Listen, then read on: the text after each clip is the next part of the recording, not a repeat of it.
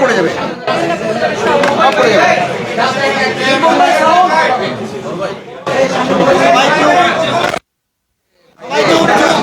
একটু পিছনে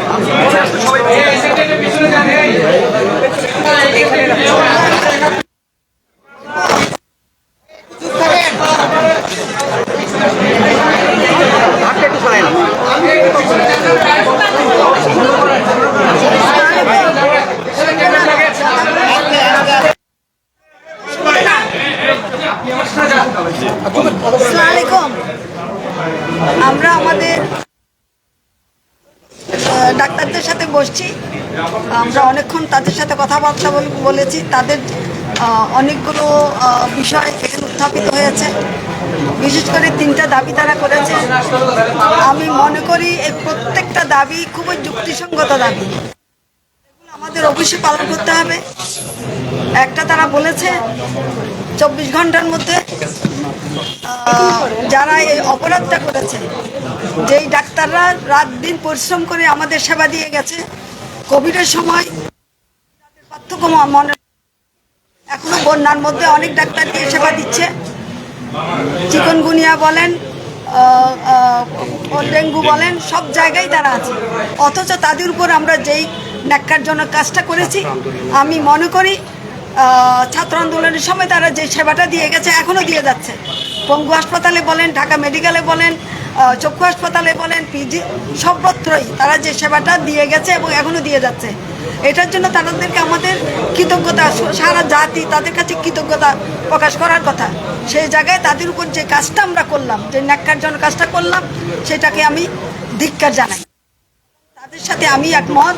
তাদের সুরক্ষার জন্য আমাদের যা যা করণীয়, একটা তারা বলেছে তাদের ইমার্জেন্সিতে সুরক্ষা দিতে হবে, সেটা আমরা বলেছি আমরা সুরক্ষা দিব।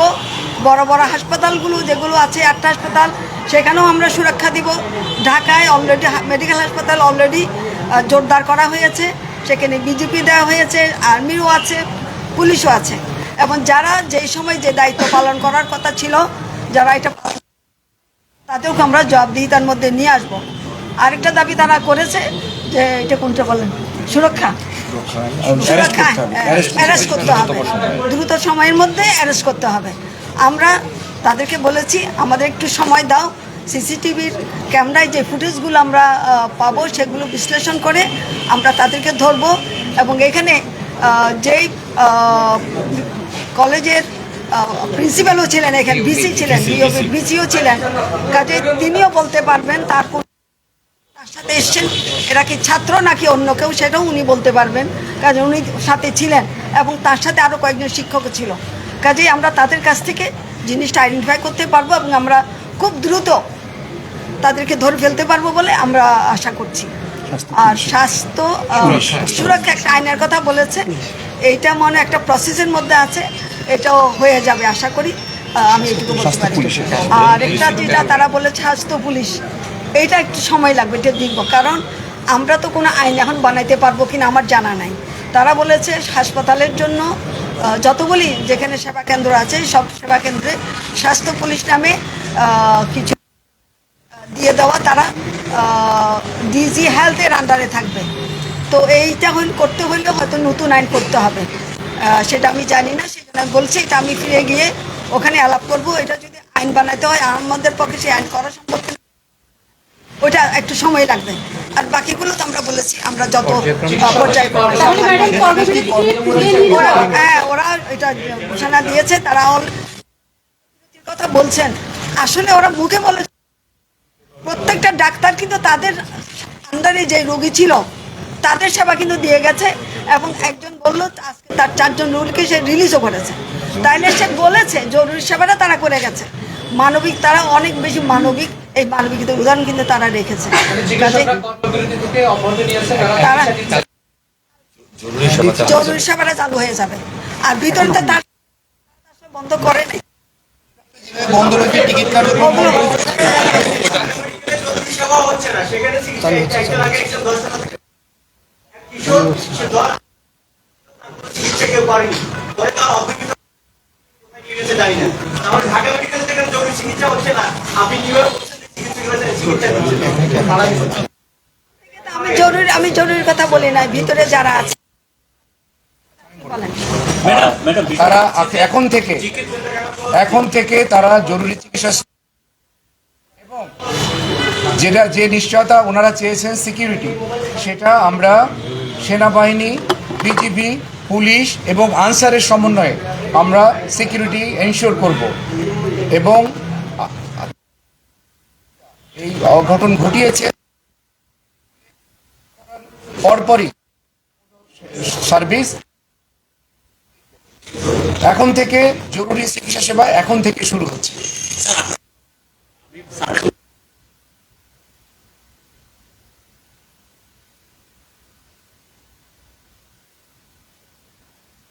আপনারা সরে এসেছেন, শাটডাউন মানে হচ্ছে জরুরি সেবা সহ সব বন্ধ রাখা, সেটা থেকে ওনারা সরে এসেছেন। ওনারা জরুরি সেবাটা এখনই চালু করছেন। যে নিশ্চয়তা ওনারা চেয়েছিলেন, আমরা সেই নিশ্চয়তা মাননীয় উপদেষ্টা দিয়েছেন। আপনারা দেখতে পাচ্ছেন আমাদের সাথে সেনাবাহিনীর সদস্য আছে, আমাদের বেসামরিক পোশাকে দায়িত্ব পালন করছে। কাজে 4 বাহিনী মিলেই তারা সিকিউরিটিটা এবং এখন থেকেই জরুরি সেবাটা চালু হয়ে যাবে। মানে জরুরি সেবাটা বলতে আপনারা কি বোঝাচ্ছেন? শুধু জরুরি সেবা নাকি ওয়ার্ডে চিকিৎসা?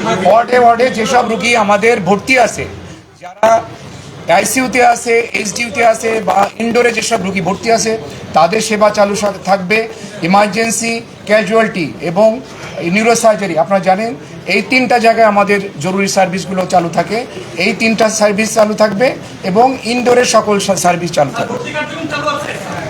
জরুরি বিভাগ যখন চালু আছে, তার মানে জরুরি বিভাগে যে রোগীগুলো আসবে ভর্তিযোগ্য, তাদেরকে ভর্তি করা হবে। মাননীয় স্বাস্থ্য উপদেষ্টার কাছে একটা প্রশ্ন, শুধু ঢাকা মেডিকেলেই নয়, আমরা এর মধ্যে দেখেছি চট্টগ্রাম মেডিকেল, পাবনায়, রংপুরে বিভিন্ন মেডিকেল কলেজ হাসপাতালে অচল অবস্থা। সেই বিষয়ে স্বাস্থ্য উপদেষ্টা আপনি কি আমাদের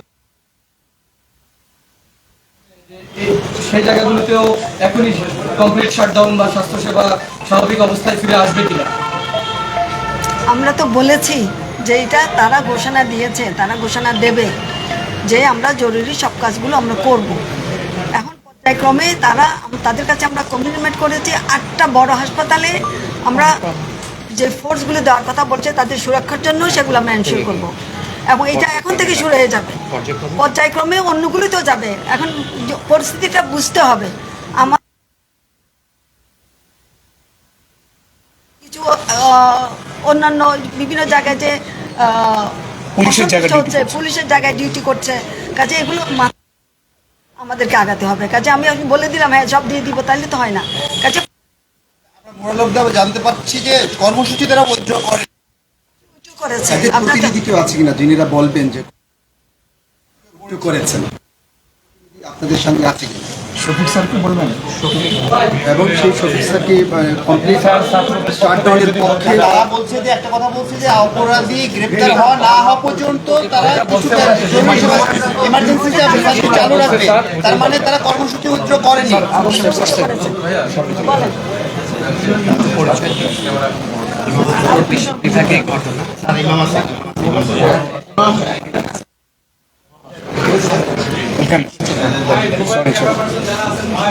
আমি বিভাগীয় প্রধান হচ্ছে আমাদের নিউরোসার্জারি বিভাগের ট্রেনি ডক্টর রেসিডেন্ট, ওদের পক্ষ থেকে ছিল, আমরা ওদের প্রেসিডেন্ট ছিলাম। আসসালামু আলাইকুম, আমি ডক্টর ইমাম, আমি ফেসবি রেসিডেন্ট, ঢাকা মেডিকেল নিউরোসার্জারি বিভাগ। আপনারা জানেন আমাদের যে কর্মসূচি দেওয়া হয়েছিল যে কমপ্লিট শাটডাউন, তো আজকে আমাদের মাননীয় স্বাস্থ্য উপদেষ্টা সহ আমাদের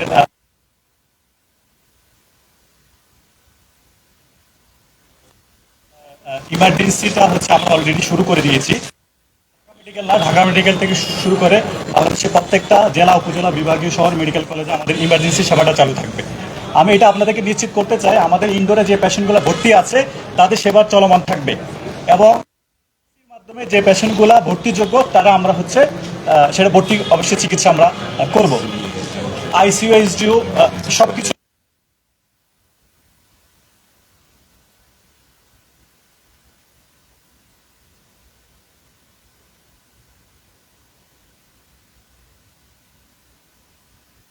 ওই আসামিদেরকে হচ্ছে গ্রেপ্তার যদি করা হয় হলে আমরা হচ্ছে আমাদের পরবর্তী যে কর্মসূচিগুলো সেটা আমরা আস্তে আস্তে উদ্যোগ করবো। তাহলে কমপ্লিট শাটডাউন উঠতে পারছেন না? কমপ্লিট শাটডাউন বলতে আমাদের জরুরি সেবা চালু থাকবে। আমার সরকার আমার প্রত্যেকটা অপারেশন হবে, ঢাকা মেডিকেল থেকে শুরু করে ঢাকা বাংলাদেশের প্রত্যেকটা জেলা উপজেলা বিভাগীয় শহরে সব জায়গায় চলমান থাকবে। না আমরা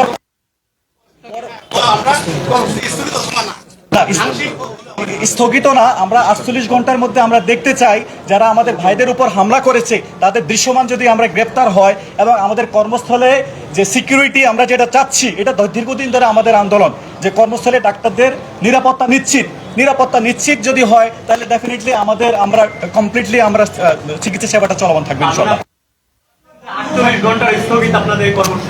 কর্মসূচি স্থগিত না, আমরা বলছি যে 48 ঘন্টার মধ্যে যারা এই হামলার সাথে জড়িত তাদেরকে যদি গ্রেপ্তার করে আমরা যদি আইনের আওতায় আনা হয় তাহলে এবং কর্মক্ষেত্রে আমাদের ডাক্তারদের যদি অ্যাবসলিউট আপনার সিকিউরিটিতে এনশিওর করতে পারেন, ঠিক আছে, এবং চিকিৎসকদের যেটা আমাদের অনেকদিন ধরে দাবি যে চিকিৎসকদের স্বার্থ এবং রোগীর স্বার্থ সংশ্লিষ্ট যে আমাদের স্বাস্থ্য নিরাপত্তা আইন এবং সারা বাংলাদেশে যে স্বাস্থ্য পুলিশের আমাদের যে দাবি, এগুলো আমরা আশা করতেছি উপদেষ্টা এখানে উপস্থিত আছেন। কাজ চালিয়ে যাবেন, কাজ চালিয়ে যাবো, কর্মসূচিও চলবে। কাজ চালিয়ে যাবো, কাজ চালিয়ে যাবো। Complete shutdown. জি, থ্যাংক ইউ। আমি ইন্টারফেয়ার করি।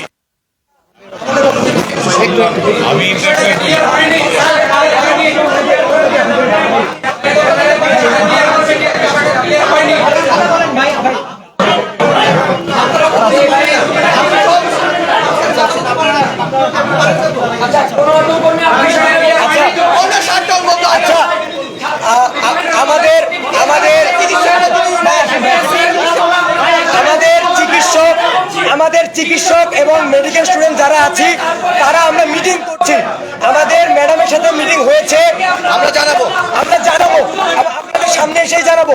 আমাদের কোনো প্রতিনিধি এই জায়গায় কোনো কথা জানায়নি, এটা প্রেস ব্রিফিং করবো, আমাদের লেখা হয়েছে, আমাদের আমাদের সময় দেন। এইখানে যে ব্রিফ হয়েছে তা প্রশাসন, স্বাস্থ্য উপদেষ্টা তাদের পক্ষ থেকে, চিকিৎসক এবং মেডিকেল স্টুডেন্টদের পক্ষ থেকে কোনো প্রতিনিধি জায়গায় আসেনি এবং কোনো ব্রিফিং এখন পর্যন্ত হয়নি। হবে, আপনারা ধৈর্য ধারণ করুন, কয়েক মিনিটের মধ্যে আমরা আসছি। ধন্যবাদ।